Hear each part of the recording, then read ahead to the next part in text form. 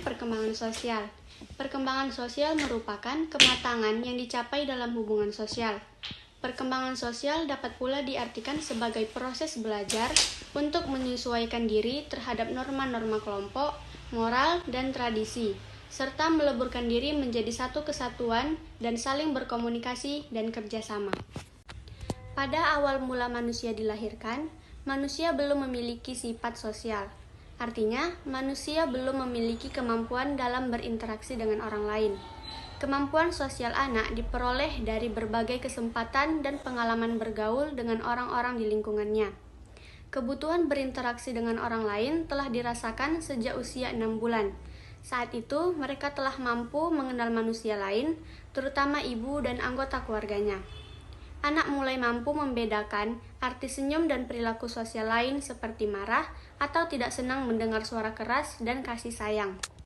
Perkembangan sosial pada remaja berkembang untuk memahami orang lain sebagai individu yang unik, baik menyangkut sifat-sifat pribadi, minat, nilai-nilai atau perasaan sehingga mendorong remaja untuk bersosialisasi lebih akrab dengan lingkungan sebaya atau dengan lingkungan masyarakat melalui persahabatan atau percintaan. Pada masa ini, perkembangan sikap cenderung menyerah atau mengikuti opini, pendapat, nilai kebiasaan, kegemaran, dan keinginan orang. Ada lingkungan sosial remaja atau teman sebaya yang menampilkan sikap dan perilaku yang dapat dipertanggungjawabkan, misalnya taat beribadah, berbudi pekerti yang luhur, dan lainnya. Remaja diharapkan memiliki penyesuaian sosial yang tepat dalam arti kemampuan untuk berinteraksi secara tepat terhadap realitas sosial, situasi, dan relasi, baik di lingkungan keluarga, sekolah, dan masyarakat. Perkembangan anak pada tahun-tahun pertama sangat penting dan akan menentukan perkembangan anak selanjutnya. Perkembangan sosial anak bermula dari semenjak bayi, sejalan dengan pertumbuhan badannya. Bayi yang telah menjadi anak dan seterusnya menjadi orang dewasa, itu akan mengenal lingkungannya yang lebih luas, mengenai banyak manusia.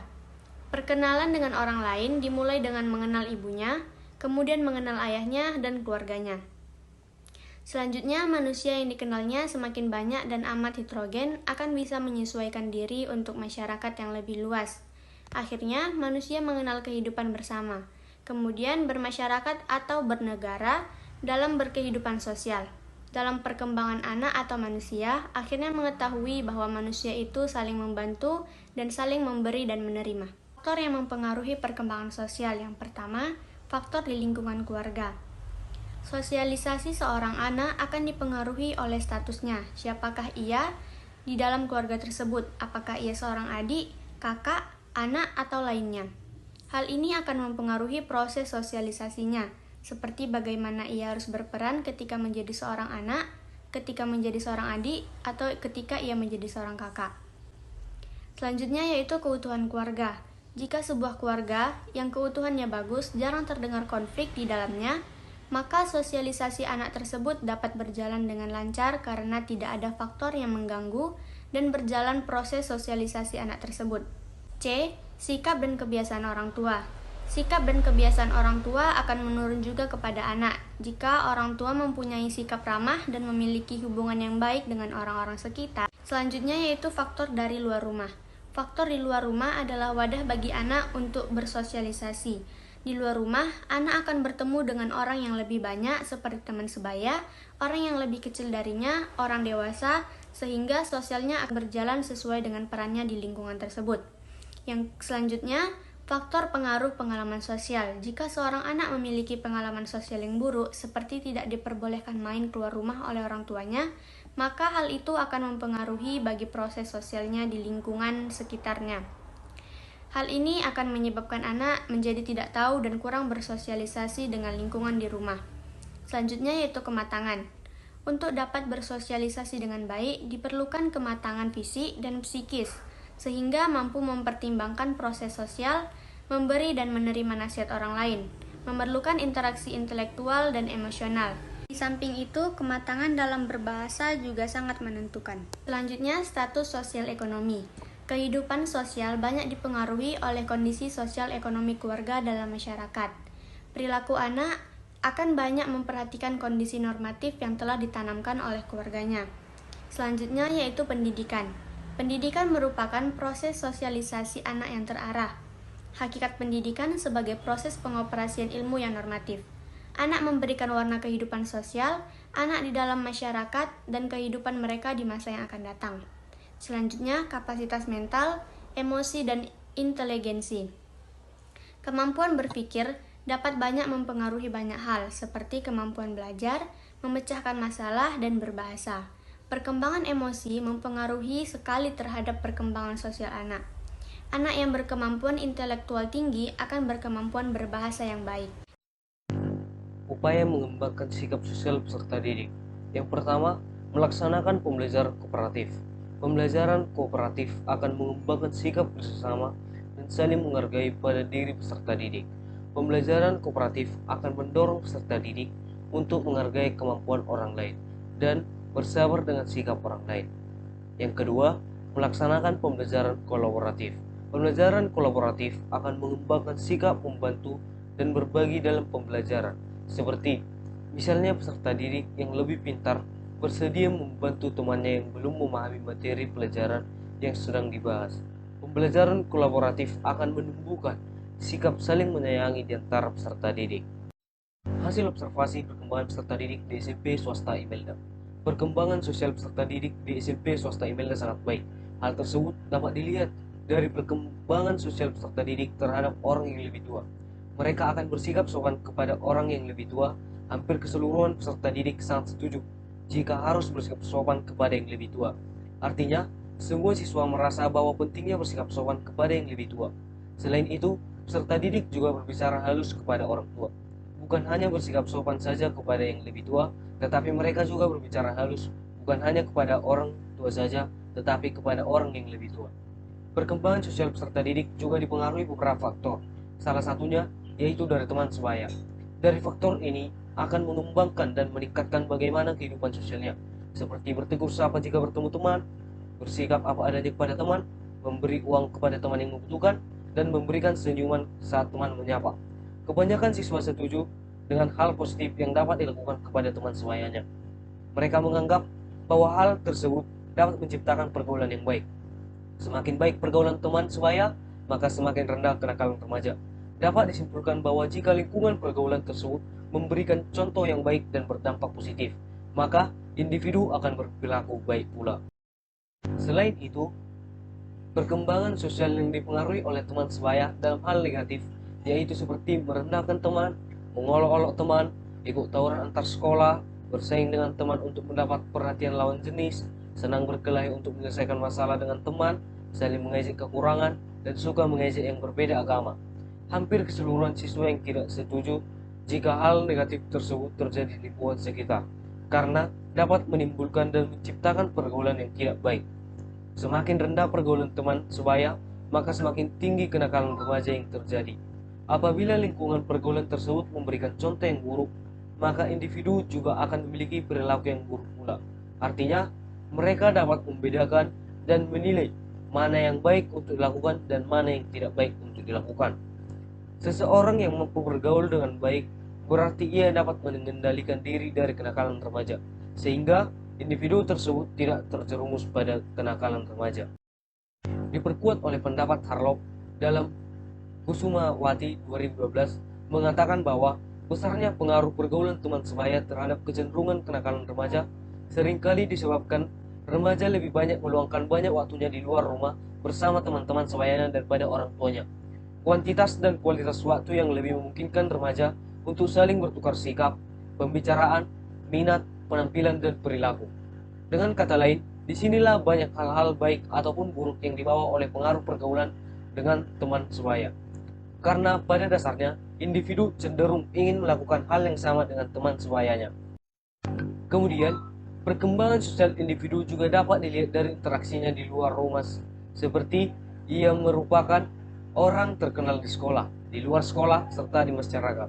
Dapat diketahui bahwa peserta didik tidak terkenal ataupun dikenal dalam lingkungan sekolah, luar sekolah, serta masyarakat, dikarenakan kurangnya pergaulan, kurangnya interaksi terhadap sekitar, serta kurangnya bersosialisasi. Jika individu pandai bersosialisasi, berintegrasi, dan bergaul, maka akan terbentuk relasi atau orang-orang dapat mengenal individu tersebut dalam penciptaan hubungan yang baik. Dari sinilah seseorang dapat terkenal atau dikenal dalam lingkungan sekitar, baik di sekolah, luar sekolah, maupun masyarakat. Perkembangan sosial individu juga dapat berkembang dalam peningkatan prestasi. Pada data, dilihat bahwa saya selalu ingin menunjukkan peningkatan prestasi pada teman. Ini menunjukkan jika individu tersebut akan merasa senang dan puas apabila pencapaian prestasinya diketahui oleh temannya.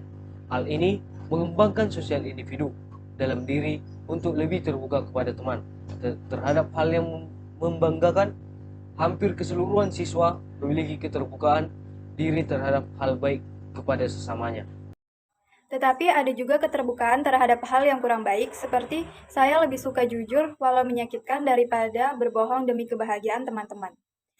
Sebenarnya ini merupakan hal yang baik karena individu tersebut lebih memilih untuk jujur, karena pada dasarnya sangat susah untuk melakukan kejujuran. Walaupun ia mengetahui jika kejujurannya itu bisa menyakiti hati teman-temannya, ia lebih memilih itu karena tidak ada yang ingin disembunyikan atau dirahasiakan dari temannya. Dalam hal ini, peran guru juga sangat diperlukan untuk perkembangan sosial peserta didiknya. Bukan hanya dari orang tua saja, dari teman-temannya, dan juga orang-orang yang ditemuinya juga dapat memberikan peran serta pengaruh pada perkembangan sosial peserta didik. Di sini terdapat permasalahan yang terjadi di kelas 8B SMP swasta Imelda, yaitu pada saat bergaul dengan teman sebayanya. Permasalahan yang timbul yaitu ada beberapa siswa yang ragu-ragu dalam menjawab saya senang berkelahi untuk menyelesaikan masalah dengan teman saya. Terlihat presentase dari data yang didapat, yaitu sekitar 10,7% atau 3 orang siswa yang ragu akan pernyataan tersebut. Ini merupakan permasalahan yang harus diberikan solusi agar semua siswa tidak ragu dalam menjawab pernyataan tersebut. Selain itu, ada permasalahan lain seperti saya sering mengejek kekurangan teman saya dan saya suka mengejek teman yang berbeda keyakinan atau agama. Pada dua pernyataan ini, terdapat masing-masing 14,3% atau sekitar 4 orang siswa yang menjawab ragu-ragu. Hal ini berarti ada sebagian siswa yang pernah mengejek kekurangan temannya ataupun mengejek teman yang beda agama, serta masalah dengan presentasi 7,1% dengan keterangan ragu-ragu, yaitu pada saya dan teman-teman saling mengolok-olok satu sama lain. Dalam hal ini, siswa melakukan hal seperti mengejek atau memberikan julukan yang buruk ke sesama temannya. Terdapat 2 orang yang ragu akan pernyataan ini. Itu artinya, 2 orang siswa tersebut pernah memberikan julukan atau label kepada sesama teman untuk saling mengolok-olok satu sama lain. Kemudian untuk masalah siswa yang senang berkelahi untuk menyelesaikan masalah dengan teman, disebabkan karena siswa tersebut belum bisa mengontrol emosi yang ada dalam dirinya. Jika dihadapkan dengan permasalahan antar teman, siswa SMP cenderung memiliki emosi yang belum stabil, mudah tersulut emosi, dan sulitnya melakukan pengontrolan emosi ataupun seringnya mendapatkan perlakuan kekerasan sehingga siswa tersebut terbiasa dengan kekerasan dalam menyelesaikan masalah. Di sini juga didapatkan solusi untuk mengatasi hal tersebut, agar siswa tidak melakukan kekerasan atau perkelahian untuk menyelesaikan masalah dengan teman-temannya. Solusi yang dapat dilakukan adalah dengan menjauhkan anak dari kekerasan, memilih lingkungan yang jauh dari kekerasan, menciptakan peraturan yang tegas agar tidak mengulangi kesalahannya lagi, mengajari anak tentang perasaan dan pengontrolan emosi, serta mencontohkan perilaku mana yang harus dilakukan dan mana yang harus dihindari. Kemudian terdapat juga masalah siswa yang suka mengejek kekurangan teman dan suka mengolok-olok. Dapat disebabkan karena latar belakang keluarga, temperamen yang tidak baik, kurangnya kasih sayang, dan perhatian dari orang tua maupun orang sekitar, sehingga tumbuh menjadi anak yang bebas dan seenaknya. Atau anak tersebut pernah mengalami korban bullying sehingga mengimbaskan atau melakukan hal tersebut ke orang lain. Solusi dari permasalahan ini yang dapat dilakukan untuk mengatasi hal tersebut adalah dengan menegur anak yang suka mengejek kekurangan temannya dan mengarahkannya ke hal yang baik, memberi perhatian yang lebih agar anak tidak merasakan kesepian dan kekurangan kasih sayang, memperbaiki lingkungan pertemanannya, alihkan energi anak pada kegiatan yang disukai, karena pada masa SMP rasa ingin tahu anak sangatlah tinggi. Kemudian bantu anak dengan cara memberikan kegiatan-kegiatan yang bermanfaat bagi perkembangan psikologisnya, serta Berilah anak lebih banyak kesempatan untuk berbicara di rumah, terutama untuk mengekspresikan apa yang ia inginkan, rasakan, dan pikirkan.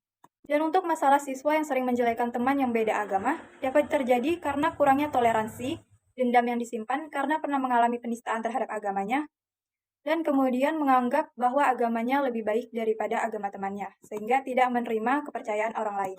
Dari masalah ini, solusi yang didapat dan dapat dilakukan untuk mengatasi masalah tersebut adalah dengan mengajak orang tersebut berpikir positif, mengarahkan dan membimbing supaya lebih mendalami agama masing-masing tanpa harus menjelekkan agama lain, memberi pencerahan bahwa di Indonesia bukan hanya terdapat satu agama saja, tetapi ada agama-agama lain yang harus dihargai, serta mengunjungi tempat-tempat nasional dan tempat ibadah untuk meningkatkan keimanan bahwa dalam suatu agama tidaklah diperbolehkan untuk menghina agama lain. Sebab, jika menghina agama lain, mereka akan melakukan hal yang sama bahkan bisa melampaui batas.